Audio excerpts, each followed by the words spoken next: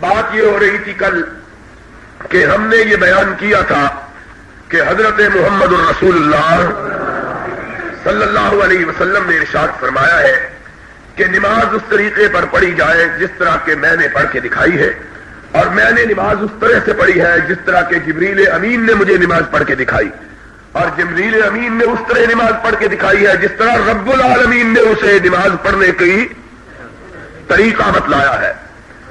اب اس کے بعد میں نے یہ کہا تھا، کل کی بات یاد ہے کہ نہیں، کہ نماز کا آغاز اس سے پہلے مکمل وضو کیا جائے، وضو کے بعد سیدھے قبلہ رخ ہو کے خلوص دل کے ساتھ، خشوع اور خضوع کے ساتھ اللہ کی بارگاہ میں کھڑے ہو کر نماز کے لیے آدمی اللہ کی بارگاہ میں حاضری دے۔ نماز کی ادائیگی کے وقت آغاز نماز کا تکبیر تحریمہ سے ہوتا ہے، اللہ اکبر کہہ کے آدمی نماز میں داخل ہوتا ہے، دونوں ہاتھ بلند اٹھائے۔ بعض لوگ نماز کی نیت باندھتے ہوئے ایسے کر لیتے، اس طرح جائز نہیں، دونوں ہاتھ پوری طرح اٹھا کے کندھوں تک برابر کر کے پھر اللہ اکبر کی کہہ کے پھر آدمی کو نماز کی نیت باندھنی چاہیے، نماز میں داخل ہونا چاہیے۔ اس کے بعد اپنے ہاتھ سینے پہ رکھے، اس کے بعد ثنا پڑھے، سورہ فاتحہ پڑھے، امام کے پیچھے ہو تب بھی سورۃ فاتحہ کے بغیر انسان کی نماز ادا نہیں ہوتی۔ امام کے پیچھے ہو، امام والضالین کہے تو اونچی آواز سے آمین کہے، کہ محمد الرسول اللہ صلی اللہ علیہ وسلم نے اونچی آواز سے آمین کہنے کا حکم دیا ہے، اور آمین کے بارے میں بتلایا تھا کتنی حدیثیں آتی ہے، 83 حدیثیں آتی ہے، 80 اور 83 حدیثیں آتی ہے اونچی آواز سے آمین کہنے کے بارے میں۔ اس لیے دوستو اتنی تاکید سے نبی اکرم صلی اللہ علیہ وسلم نے اونچی آواز سے آمین کہنے کا حکم دیا ہے، اس لیے اس سنت کو چھوڑنا جائز۔ اس کے بعد یہ کیوں شیشہ کھولا ہے؟ کون کھولتا ہے شیشہ؟ یہ اس کے بعد کوئی اور سورت پڑھے اگر تنہا ہو، اور اگر امام کے پیچھے ہو تو پھر سورت فاتحہ کے بعد خاموشی سے کھڑا رہے، اس کے بعد اللہ اکبر کہہ کے رکوع میں جائے، لیکن رکوع میں جانے سے پہلے دونوں ہاتھ اٹھا کر رفع یدین کرے۔ میں نے بتلایا تھا کہ حضرت امام شافعی رحمت اللہ علیہ اور بہت سے دوسرے اماموں کا یہ عقیدہ ہے، یہ کہنا ہے کہ اگر کسی شخص نے نماز کے اندر رفع یدین نہیں کی تو اس کی نماز ادا، اس لیے کہ رفع یدین کی حدیثیں اتنی زیادہ ہے کہ اور کسی مسئلے میں اتنی حدیثیں نہیں آتی ہیں۔ نبی پاک صلی اللہ علیہ وسلم کے ان 10 صحابہ نے رفع یدین کی حدیث کو روایت کیا ہے جن کا نام لے کر نبی پاک نے انہیں جنت کی بشارت عطا فرمائی ہے۔ ان میں آپ کے چاروں خلفائے راشدین بھی شامل ہیں، اور پھر اس سے بھی بڑی اہم بات یہ ہے کہ صحابی ایک حدیث بیان کرتے ہیں، کہتے ہیں میں نے حرم پاک میں حضرت محمد الرسول اللہ صلی اللہ علیہ وسلم کی بستی میں اور مکہ مکرمہ میں نبی کے پاک صحابہ کی موجودگی میں نماز ادا کی ہے۔ میں نے دیکھا کہ سردیوں کے موسم میں جب کہ بارش ہوئی تھی اور سخت سردی تھی، صحابہ نے اوڑھنیاں اوڑھ رکھی تھی، چادریں اوڑھ رکھی تھی۔ جب صحابہ رکوع میں جاتے اپنے ہاتھ اپنی چادروں سے باہر نکال کے رفع یدین کیا کرتے تھے، اس قدر کافی۔ اور ایک صحابی کہتے، ایک راوی کہتے کہ میں نے نبی کائنات حضرت محمد الرسول اللہ صلی اللہ علیہ وسلم کے 350 صحابہ کو نماز پڑھتے ہوئے دیکھا۔ کتنے صحابہ کو؟ 350 صحابہ کو میں نے نماز پڑھتے ہوئے دیکھا ہے۔ دیکھا کہ سب کے سب رکوع کرتے ہوئے بھی رفع یدین کرتے تھے اور رکوع سے سر اٹھاتے ہوئے بھی رفع یدین۔ دوستو جب کتنی تاکید آئی، اور حضرت عبداللہ ابن عمر رضی اللہ تعالی عنہ نے ارشاد فرمایا ہے کہ میں نے ساری زندگی نبی کائنات کے پیچھے نماز پڑھی ہے، میں نے نبی کے زندگی کے آخری لمحات تک سرور کائنات کو دیکھا، کہ آپ نے جب بھی نماز پڑھی رفع یدین کے ساتھ نماز پڑھی ہے. یہ حضرت عبداللہ ابن عمر رضی اللہ تعالیٰ عنہ کا فرمان. اب اس کے بعد میرے خیال میں کوئی اس سلسلے میں چور و چراغ کی گنجائش باقی نہیں ہے. نبی پاک صلی اللہ علیہ وسلم کی سنت ہے, اور ایک معمولی سی سنت کو چھوڑنا, بلا وجہ اس کو ترک کرنا, میں سمجھتا ہوں کہ آدمی کو اتنا بڑا خسارہ, اتنا بڑا نقصان ہے کہ اس سے زیادہ نقصان اور کسی چیز کا نہیں ہو سکتا.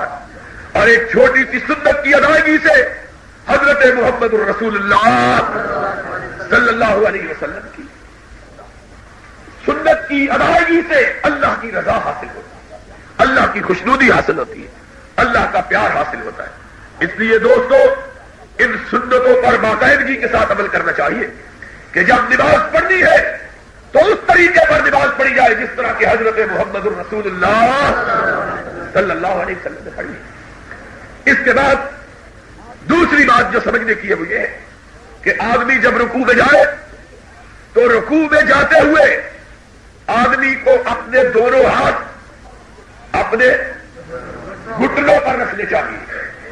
اپنے دونوں ہاتھ اپنے گھٹنوں پر رکھنے کے بعد اپنے سر کو جھکا کے رکھنا چاہیے, اپنی کمر کو بھی خم کر دیں. بعض لوگ رکوع کرتے ہیں سر اٹھائے رکھتے ہیں. اس طرح شریعت میں رکوع ادا ہوتا پوری طرح سر جھکا کے, اپنے جسم کو پوری طرح خم کر کے, اپنے ہاتھوں پر بوجھ ڈال کے, اپنی ٹانگوں کو بالکل سیدھا کھڑا کر کے, اپنے گھٹنوں کو پکڑ کر رکوع پورا جسم جو ہے وہ جھک جائے. اس کے بعد جب رکوع سے سر اٹھائے تو اس وقت یہ پڑھنا چاہیے سمع اللہ لمن حمدہ. رکوع میں کیا پڑھنا چاہیے؟ سبحان ربی العظیم, سبحان ربی العظیم. اور بھی بہت سی دعائیں ہیں. نبی پاک صلی اللہ علیہ وسلم سے ثابت ہے کہ آپ رکوع میں یہ دعا بھی پڑھا کرتے تھے, سبحانک اللہم و بحمدک اللہم اغفر لی, سبحانک اللہم و بحمدک اللہم اغفر لی, سبحانک اللہم و بحمدک اللہم اغفر لی. اللہ تو پاک ہے, اللہ تو مجھے معاف کر دے. بہرحال یہ پڑھنے کے بعد اللہ کی تسبیح کرنے کے بعد سر اٹھائے, سر اٹھا کے سیدھا کھڑا ہو جائے. نبی پاک صلی اللہ علیہ وسلم نے ارشاد فرمایا جو سر اٹھا کے سیدھا کھڑا نہیں ہوتا فوراً سجدے میں چلا جاتا ہے, ایسے شخص کی نماز اس کے سر سے بھی اوپر, اس کی نماز قبول نہیں. سیدھا کھڑا ہو, اس طرح سیدھا کھڑا ہو کہ اس کے جسم کے سارے اعضاء اپنی جگہ واپس پلٹ آئیں, ساری ہڈیاں سیدھی ہو جائیں, اور اٹھ کے کیا دعا پڑے؟ سمع اللہ لمن حمدہ ربنا لک الحمد حمدا کثیرا طیبا مبارکا فی. یہ دعا ہے جو حضرت محمد الرسول اللہ صلی اللہ علیہ وسلم سے مرضی حدیث پاک میں آیا ہے. ایک دفعہ آپ نے نماز پڑھائی, آپ کے پیچھے ایک صحابی نے یہی دعا پڑھی. نبی پاک صلی اللہ علیہ وسلم نماز سے فارغ ہوئے. آپ نے اپنے صحابہ سے کہا, لوگوں جب میں نے رکوع سے سر اٹھایا تو وہ کون تھا جس نے رکوع سے سر اٹھانے کے بعد دعا پڑھی؟ صحابہ خاموش رہے, سمجھا کہ غلطی ہو گئی ہوگی. پھر آپ نے پوچھا ایک آدمی نے جھجکتے ہوئے کہا اللہ کے رسول نے. آپ نے فرمایا ساتھی جب تو نے یہ دعا پڑھی میں نے رب کے فرشتوں کو دیکھا کہ وہ بھاگتے ہوئے, اور ہر فرشتے کی خواہش تھی کہ اس دعا کو میں پہلے لے کے رب کے پاس جلدی پہنچوں, میں جلدی رب کے پاس لے کے جاؤں. اتنی رب کو پسند آئی یہ دعا کہ فرشتے دوڑ لگانے لگے کہ کون جلدی لے کے رب کے پاس اس دعا کو پہنچتا. اس لیے آدمی کو رکوع سے سر اٹھانے کے بعد تب تک سجدے میں نہ جانا چاہیے جب تک کہ یہ دعا نہ پڑھ لیں, سمع اللہ لمن حمدہ ربنا لکل حمدا کثیرا طیبا مبارکا فی. یہ دعا ہے جو حضرت محمد الرسول اللہ صلی اللہ علیہ وسلم نے سکھائی ہے. اس لیے جن دوستوں کو یہ دعا یاد ہے ٹھیک ہے, جن کو یہ دعا یاد نہیں ان کو دعا یاد کرنی چاہیے. نماز کے سلسلے میں بہت سے لوگ پوچھتے رہتے ہیں کہ یہ نماز کے موٹے موٹے مسئلے جو ہیں ان کے لیے کون سی کتاب پڑھنی چاہیے. ان کے لیے بہترین کتاب اردو زبان میں جو لکھی گئی ہے وہ مولانا حکیم محمد سعادت صاحب سیالکوٹی کی کتاب ہے جس کا نام ہے صلاۃ الرسول. کیا نام ہے؟ صلاۃ الرسول. اس کتاب کو لینا چاہیے, اپنے بچوں کو بھی پڑھانا چاہیے اور اس کتاب کو خود بھی پڑھنا چاہیے, دعاؤں کو یاد کرنا چاہیے. تو بہرحال یہ دعا پڑھنے کے بعد سجدے میں جائیں. سجدے کا طریقہ کیا ہے؟ سجدے کا طریقہ یہ ہے کہ آدمی کے دونوں پیروں کے پنجے, دونوں گھٹنے, دونوں ہاتھ کی تلیاں, سر یعنی ماتھا اور ناک یہ زمین کے ساتھ لگی ہے. کتنے اعضاء ہو زمین کے ساتھ لگ رہے ہیں؟ 8. 2 پیر, 2 گھٹنے, 2 ہاتھ اور 1 ناک اور 1 پیشانی. ان 8 اعضاء پہ انسان کو سجدہ کرنا چاہیے. میں نے دیکھا ہے بعض لوگ پیشانی رکھتے ہیں, ناک اٹھا کے رکھتے ہیں, بعض ناک رکھتے ہیں, سر اٹھا کے رکھتے ہیں, کئیوں کو میں نے دیکھا وہ پیر اٹھا کے پیچھے سے رکھتے ہیں. اس طرح سجدہ کرنا جائز ہے. یہ طریقہ سنت طریقہ یہ ہے کہ پاؤں کے پنجے, گھٹنے, دونوں تلیوں اور ناک اور پیشانی. پھر دوسری بات جو یاد رکھنے کی ہے وہ یہ کہ آدمی جب سجدہ کرے تو اپنے بازوؤں کو پھیلا کے رکھے, اپنے بازوؤں کو کھول کے رکھے, اپنے جسم کو اٹھا کے رکھے, اپنے جسم کو. بعض لوگ اپنے جسم کو بھی اپنی رانوں پر ڈال دیتے ہیں. یہ طریقہ شرعاً جائز ہے.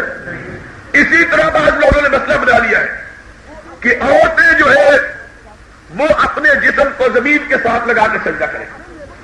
اس میں بالکل مردوں اور عورتوں کے سجدے میں شریعت کے اندر کوئی فرق ہو, یہ عجیب بات کر رہی. پردے کی بات ہے. اللہ کے بندوں بغیر پردے کے تو عورت کو نماز پڑھنی شرعاً جائز ہی, وہ تو نماز پڑھے گی پردے میں. اس لیے نماز کا ایک ہی طریقہ حضرت محمد الرسول اللہ صلی اللہ علیہ وسلم نے بیان کیا, اور وہ طریقہ یہ ہے کہ نبی پاک صلی اللہ علیہ وسلم سے ثابت ہے کہ جب آپ سجدہ فرمایا کرتے, اپنے بازو پھیلا کے رکھتے اور اپنے جسم کو اٹھا کے رکھتے کہ اگر بچی یا بکری کا بچہ بھی درمیان سے گزرنا چاہے تو گزر جائے. یعنی اس طرح اپنے جسم کو اپنے بوجھ پر اٹھا کے رکھتے, اٹھا کے بازوؤں کو کھول کے. حدیث میں آیا ہے کہ نبی پاک صلی اللہ علیہ وسلم اس طرح بازوؤں کو کھول کے سجدہ کیا کرتے تھے کہ آپ کی اب دوسرے سجدے میں جاؤ. سجدے میں سر اٹھانے کے بعد دونوں سجدوں کے درمیان دعا پڑھے. کسی کو آتی ہے؟ اللہم اغفر لی وارحمنی واہدنی وعافنی واجبرنی وارزقنی. مختلف دعائیں ہیں. بہرحال یہ دعا نبی اکرم صلی اللہ علیہ وسلم کے فرمان کے مطابق مختلف دعائیں ہیں. درمیان میں بچوں کے درمیان دعا پڑھ کے پھر دوسرے سجدے میں.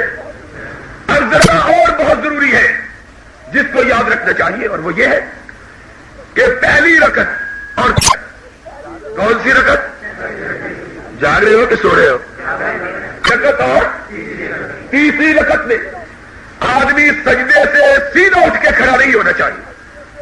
سجدے سے سیدھا اٹھ کے کھڑا, بلکہ سجدے سے اٹھ کر بیٹھے پوری طرح. اس کو جلسہ استراحت کہتے ہیں. اس کو جلسہ کہتے ہیں. جلسہ استراحت. اس میں بیٹھ کے پھر اٹھ کے کھڑا ہو, بیٹھ کے پھر اٹھ کے کھڑا. جب تک نہیں اٹھتا تب تک اس نے سنت کے طریق کے مطابق نماز ادا نہیں. پہلی رکعت میں بھی بیٹھ کے اٹھے اور تیسری رکعت میں بھی بیٹھ کے اٹھے. پھر دوسری رکعت میں تشہد پڑھے. التحیات للہ والصلوات والطیبات السلام علیک ایھا النبی ورحمۃ اللہ وبرکاتہ والسلام علینا وعلی عباد اللہ الصالحین اشہد الہ الا اللہ واشہد ان محمدا عبدہ ورسولہ. یہ یہاں تک پڑھنے کے بعد اگر 4 رکعت یا 3 رکعت والی نماز ہو تو اٹھ کے کھڑا ہو جاؤ. پھر اٹھے اور اس وقت تک اپنے سینے پہ ہاتھ نہ رکھے جب تک کہ رفع یدین یہ یاد نہیں رہتی. کیوں یہ نجیب سو رہے ہیں؟ یہ یاد نہیں رہتی. اس لیے دھیان رکھا کرو نماز اس طریقے پر پڑھنی چاہیے. بعض دوست پوچھتے ہیں اس میں حکمت کیا ہے؟ حکمت نماز کے جتنے ارکان ہیں ان سب کی حکمت یہ ہے کہ ہم نے ہر وہ حرکت کرنی ہے جو محمد الرسول اللہ نے کی ہے صلی اللہ. کوئی ایسی چیز کو نہیں کرنا جو نبی پاک نے نہ کی اور کسی ایسی چیز کو نہیں چھوڑنا جو نبی پاک نے کی. اس کے بعد اگر 4 رکعت ہے تو پھر درود ابراہیمی پڑھے. اللہم صلی علی محمد وعلی آل محمد کما صلیت علی ابراہیم وعلی آل انک حمید مجید. اللہم بارک علی محمد وعلی آل محمد کما بارکت علی ابراہیم وعلی آل ابراہیم انک حمید. اس میں ایک بات رہنی چاہیے کہ جب تشہد پڑھے اور کہے اشہد ان لا الہ الا اللہ اس وقت اپنی انگلی کو اٹھا کے حرکت دینی چاہیے. اپنی انگلی کون سی انگلی؟ تشہد والی انگلی, شہادت والی انگلی, اس کو اٹھا کے حرکت دینا چاہیے. اس کے بعد درود شریف پڑھنے کے بعد جو دعائیں اس کو یاد ہیں وہ دعائیں پڑھے. یاد رکھو نماز کی آخری رکعت میں درود کے بعد سلام سے پہلے جو دعائیں مانگی جائے اللہ ان دعاؤں کو بہت جلد قبول فرما لیتا. اللہ ان دعاؤں کو بہت جلد قبول فرما لیتا. اس لیے جب آدمی تنہا ہو اس وقت لمبی دعائیں مانگے, لمبی دعائیں پڑھے, اور جب آدمی جماعت کے ساتھ ہو تو پھر ظاہر ہے کہ اختصار اور اعتدال سے کام لینا چاہیے. مشہور دعائیں ہیں اللہم انی ظلمت نفسی ظلما کثیرا ولا یغفر الذنوب الا انت فاغفر لی مغفرۃ من عندک وارحمنی انک انت الغفور الرحیم. ربنا آتنا فی الدنیا حسنۃ وفی الآخرۃ حسنۃ وقنا عذاب النار. یہ دعائیں رب اجعلنی مقیم الصلاۃ ومن ذریتی ربنا وتقبل دعاء ربنا ولوالدی وللمؤمنین یوم یقوم الحساب. اور دعائیں جو قرآن میں آئی ہو یا نبی کے فرمان میں آئی ان دعاؤں کو پڑھنا چاہیے. حدیث میں یہ دیا ہے. یہ مسئلہ بہت کم لوگوں کو معلوم ہے. دھیان کے ساتھ سنو میری بات کو. خواجہ صاحب سن رہے ہو؟ بہت کم لوگوں کو یہ بات معلوم ہے کہ دعائیں مانگتے ہوئے بھی انگلی کو حرکت دینا چاہیے. دعائیں مانگتے ہوئے بھی انگلی کو حرکت دینا چاہیے. نبی کائنات صلی اللہ علیہ وسلم نے فرمایا تشہد میں بیٹھ کے جب دعا مانگو تو انگلی کو حرکت دو, انگلی کو ہلانا چاہیے. یہ بھی سنت طریقہ ہے حضرت محمد الرسول اللہ صلی اللہ علیہ وسلم سے ثابت. جب دعائیں پڑھے پھر نماز کو ختم کس طرح کرے؟ السلام علیکم. اپنی گردن کو پوری طرح موڑے, گردن کو پوری طرح. بعض لوگ ایسے ہی جس طرح سلام کے جواب میں ایسے ہی جس طرح پیچھے گردن جو ہے اس میں لوہے کی سلاخیں لگی ہوئی ہے کہ اگر ذرا تھوڑی سی زیادہ ہل گئی تو ٹوٹ جائے گی. اس طرح جائز ہے. نبی پاک صلی اللہ علیہ وسلم سے مروی ہے کہ جب آپ سلام پھیرتے تھے بائیں طرف اپنا پورا رخ مبارک پھیرتے یہاں تک کہ آپ کے رخسار مبارک کی سرخی دائیں طرف بیٹھنے والوں کو نظر آتی. بائیں طرف سلام پھیرتے تو سارے گردن کو پھیرتے اور بائیں رخسار کی سرخی لوگوں کو. اس طریقے پر نماز کو آدمی ختم کرے السلام علیکم ورحمۃ اللہ یہ کہہ کے سلام پھر, اور پھر ان کے باہر نہیں جانا چاہیے بلکہ کرنی چاہیے, تسبیح پڑھنی چاہیے سبحان اللہ والحمد للہ ولا الہ الا اللہ, اور 33 مرتبہ سبحان اللہ, 33 مرتبہ الحمد للہ, 34 مرتبہ اللہ اکبر. جو کوئی لرزش نماز میں ہو گئی ہو ان تسبیح و تکبیروں کی برکت سے اللہ وہ ساری لرزشیں دور کر کے نماز کو قبول فرما لیتا ہے. پھر آخری مسئلہ اس سلسلے کا، آج کا درس چونکہ مختصر ہے، کل انشاءاللہ ساری کسر نکالیں گے.